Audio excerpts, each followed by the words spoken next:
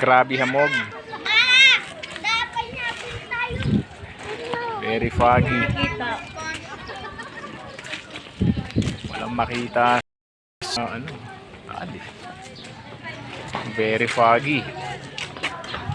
Talagang very foggy dito sa London. By Monday, babalik na ho kami. Hello! How are you? Medyo foggy ho talaga dito sa Italy. Kaya... Tagaytay ito. Ha? Tagaytay. Actually, mas maganda yung Tagaytay, Mari. Kahit sa lugar sa mundo, pinaka-maganda to. Sa totoo lang. Napaka-foggy.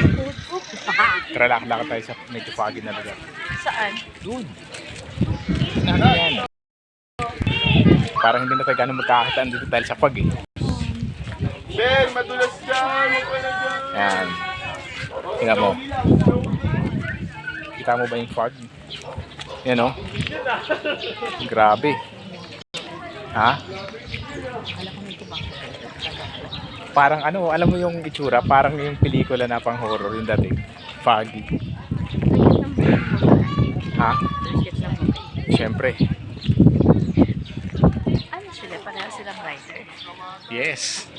Ang sweet naman nila. May panahon sila talaga. Mas sweet yung background kasi tingnan mo foggy oh. Ay, ikaw ang mas sweet.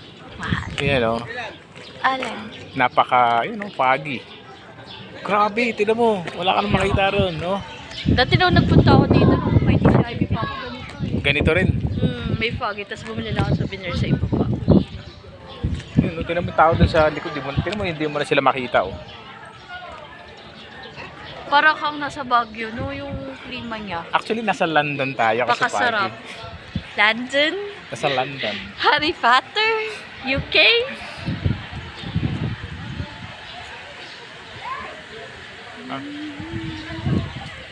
Grabe.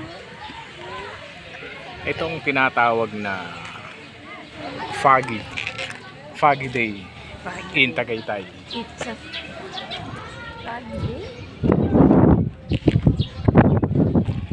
Libot ulit tayo dun sa kabila, mahal.